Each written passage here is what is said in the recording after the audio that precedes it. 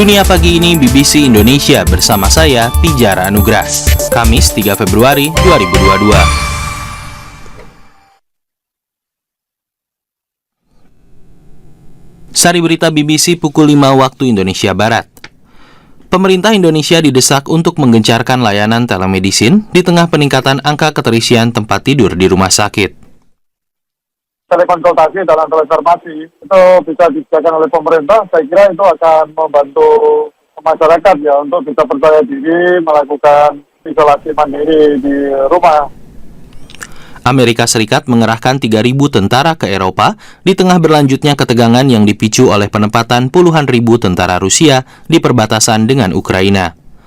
Dan seorang pria di Arab Saudi yang dijatuhi hukuman mati saat masih remaja dibebaskan dari penjara setelah menjalani hukuman selama 10 tahun.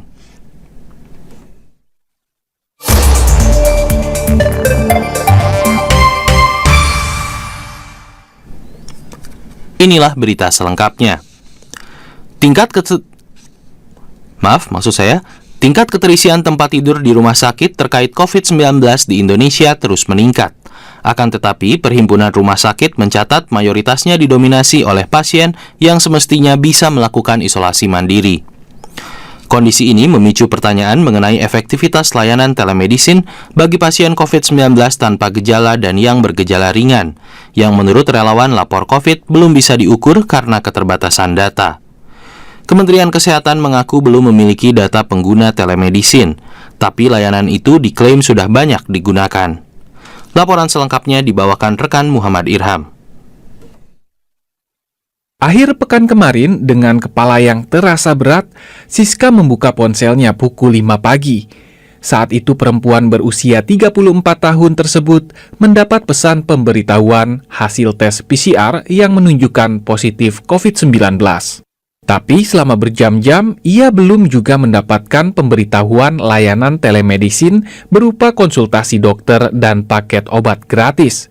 Siska akhirnya menggunakan layanan telemedicine mandiri di salah satu platform dan harus merogoh kocek hampir 1,2 juta rupiah untuk konsultasi dokter dan obat-obatan. Jadi dalam pikiran saya kalau misalnya dia nge-link sama Kemenkes, harusnya kan saya dapat WA dari Kemenkes itu pagi juga kan, karena udah keburu panik segala kan, harusnya saya berangkat gitu jadi nggak jadi.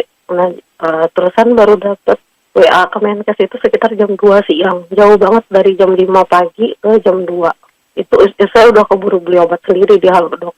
Keterlambatan layanan telemedicine dan pengiriman paket obat ini kemudian menjadi perhatian Presiden Joko Widodo yang menginginkan paket obat dikirim dalam hitungan jam.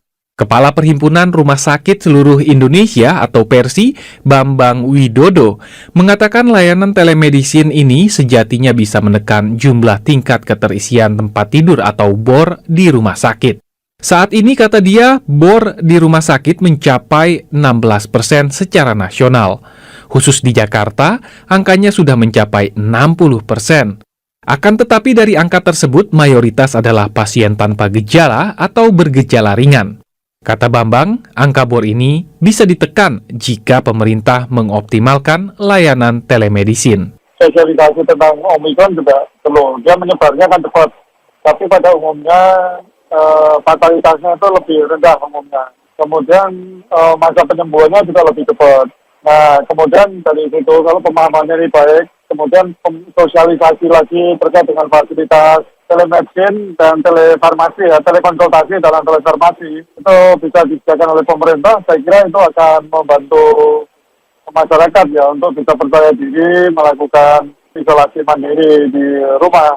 Masalahnya, menurut anggota tim advokasi dari lapor COVID-19, Firdaus Ferdiansyah, efektivitas layanan telemedicine sulit diukur, sebab tak ada data terbuka tentang pasien isoman yang mendapat akses layanan ini.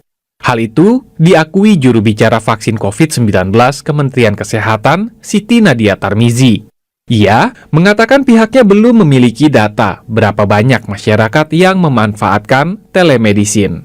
Namun, ia mengklaim layanan itu sudah banyak diakses masyarakat. Data ini kita belum punya ya monitoringnya ya. Saya harus cek lagi ya tentunya kepada unit ya yang memanfaatkan platform ini. Tapi sudah cukup banyak kalau kita melihat feedback dari beberapa masyarakat yang sudah mengakses layanan ini. Layanan telemedicine sudah berjalan sejak pertengahan tahun lalu atau saat gelombang Delta menghantam dunia. Layanan konsultasi dokter dan obat gratis ini menyasar pasien positif tanpa gejala atau gejala ringan berusia minimal 18 tahun, kondisi rumah layak isoman dan diperiksa khusus wilayah Jakarta, Bogor, Depok, Tangerang, dan Bekasi. Laporan Muhammad Irham. Presiden Biden memerintahkan Kementerian Pertahanan Amerika Serikat mengerahkan pasukan untuk menguatkan pertahanan sekutu mereka di Eropa. Ini adalah pergerakan pasukan Amerika terbesar sejak muncul ketegangan yang dipicu oleh penempatan sekitar 100.000 tentara Rusia di perbatasan Ukraina. Berikut penjelasan juru bicara Kementerian Pertahanan Amerika, John Kirby. The current situation demands that we reinforce the deterrent and defensive posture on NATO's eastern flank. Situasi saat ini mengharuskan kami menambah personel NATO di kawasan timur, baik untuk kepentingan pertahanan maupun pencegahan. Sikap Presiden Biden sudah jelas, bahwa Amerika Serikat akan merespons ancaman yang makin besar terhadap keamanan dan stabilitas di Eropa. Komitmen kami terhadap NATO tetap teguh. Sebagai bagian dari komitmen itu, Amerika akan segera mengirim pasukan tambahan ke Rumania, Polandia, dan Jerman. 2.000 tentara Amerika akan diterbangkan ke Polandia dan Jerman, dan 1.000 tentara dan 1.000 tentara yang sudah berada di Jerman akan ditempatkan ke Rumania. Rusia meminta jaminan Amerika agar NATO tidak melakukan perluasan ke kawasan Eropa Timur dengan menerima Ukraina sebagai anggota. Washington mengatakan jaminan seperti ini tak bisa dipenuhi.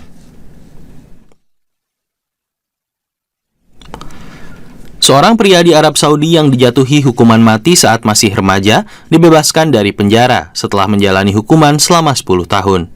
Daud Al-Marhun ditahan saat usianya 17 tahun karena ikut dalam unjuk rasa anti pemerintah di Qatif, Saudi Timur pada 2012. Qatif dikenal sebagai kawasan yang banyak didiami oleh warga minoritas Syiah. Ia termasuk di antara 3 remaja yang dihukum mati 4 tahun kemudian. Jaksa menuntut agar ia disalib. 2 tahun lalu, pihak berwenang mengubah undang-undang yang menghapus hukuman mati bagi terpidana di 2 tahun lalu, pihak berwenang mengubah undang-undang yang menghapus hukuman mati bagi terpidana di bawah umur.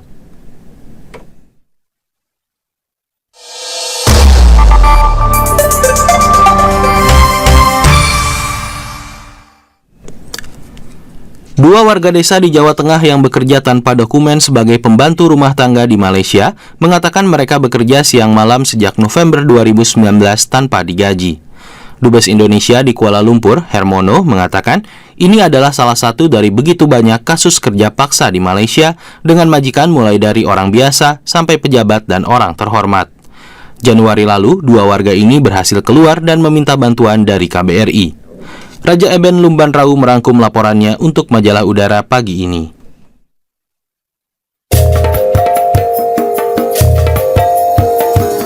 Pada minggu pertama November tahun 2019, Lasri dan putrinya Nur Khalifah mengaku ditawari dan diantar oleh agen perekrut bernama Ali Ahmadi ke Malaysia untuk menjadi pembantu rumah tangga dan mengasuh anak. Lasri bercerita, mereka menggunakan bus dari desa mereka di Kabupaten Rembang, Jawa Tengah ke Jakarta, lalu berganti kapal laut menuju Batam. Di imigrasi perbatasan, mereka diminta mengaku sebagai turis dan berkunjung ke rumah Polwan Walinda, acuan yang tampaknya digunakan sebagai kata sandi di kalangan perekrut tak resmi. Naik bis turun Kota Pati, dari Pati 1 malam sampai Jakarta, Tanjung Priok ke Batam 3 hari 2 malam. Naik kapal Kelut, kapal yang tingkat 14 itu, tinggi. Turun kapal Kelut, nyampe immigration Batam itu. Paspor dibawa agent, disuruh tanda tangan. Kalau ditanya, kamu jangan mau kerja. Kalau ditanya, kamu mau berkunjung 3 hari di rumah Polwan Walinda. Saya naik kapal feri 4 jam nyampe Johor. itu sudah tak ada immigration lagi, langsung naik bis sampai 1 hari sampai jam 8 malam baru jumpa majikan itu di mall. Sejak November 2019 sampai Januari tahun ini, Lasri dan Nurkholifah mengatakan pekerjaan mereka tak sesuai seperti apa yang dijanjikan. Mereka bekerja dari pagi sampai larut malam dan bukan hanya sebagai pembantu rumah tangga, tetapi juga bekerja di pabrik suku cadang kendaraan atau apa yang mereka sebut kilang. Anak yang dikatakan di awal ternyata adalah anak majikan berusia 21 tahun yang lumpuh. Dulu agent menjanjikan pembantu rumah, ngasuh anak, bukan kerja kilang. Kenapa di sini? Jam 5 pagi sampai jam 12, paling awal jam 12 malam. Anak yang sakit itu semalam tak ada tidur, sampai pagi tak ada tidur semuanya. Kalau di kilang semuanya pada ngantuk, masih kena marah. Makan aja tak ada sempat. Walau bekerja siang malam, permintaan gaji tak pernah digubris majikan. Permintaan berhenti kerja juga mendapat ancaman dari majikan akan dilaporkan ke polisi. Sampai akhirnya pada 16 Januari lalu, dengan bantuan seorang pekerja migran Indonesia lain, mereka berhasil keluar dari rumah majikan dan ditampung di KBRI Kuala Lumpur. Suami Lasri, Muzamil, yang ditemui BBC News Indonesia di desa Bogorjo, mengatakan awalnya sudah curiga dan tidak setuju istri dan anaknya pergi ke Malaysia. Rumah mereka berdinding dan beralas semen, dan di depan pintu tertulis keluarga miskin penerima bantuan. Awal-awalan tahunya resmi, Pak ya? Ngomongin Pak Ali. Dulu saya tanya, ini resmi apa enggak? Dijawab resmi waktu itu. Taunya sekarang ternyata kan tidak. Lasri mengatakan, perekrut yang menawarkan dan mengantarkan bekerja di Malaysia adalah Ali Ahmadi, pemilik toko serbaguna dan agen perjalanan tak jauh dari desanya. BBC News Indonesia bertemu dengan Ali Ahmadi di tokonya dengan spanduk bertuliskan agen tiket pesawat murah di Rembang, Jawa Tengah.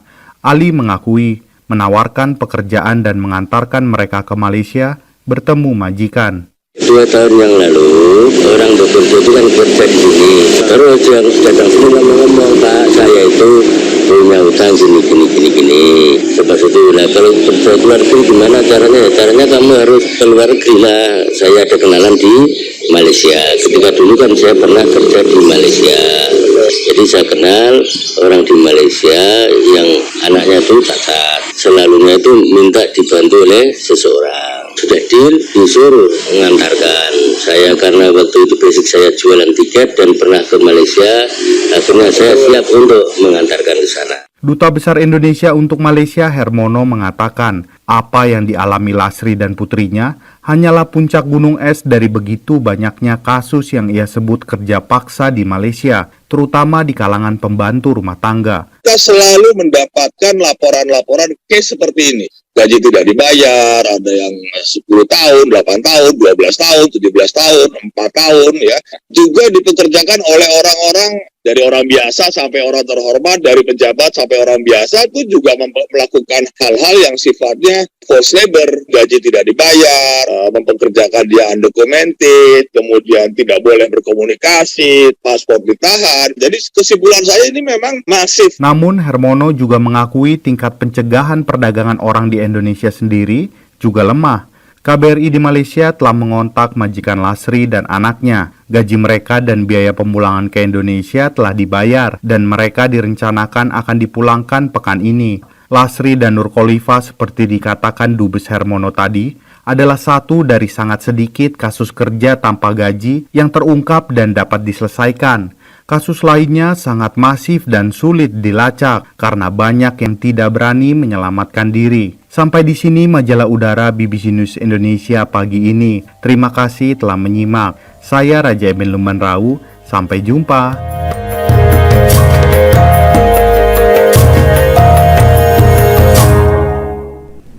Demikian Raja Eben Lumbanrau. Perkembangan berita dari dalam negeri dan mancanegara, serta berbagai artikel lain dapat Anda ikuti di bbcindonesia.com. Demikian Dunia Pagi ini. Saya Pijar Anugrah undur diri. Salam.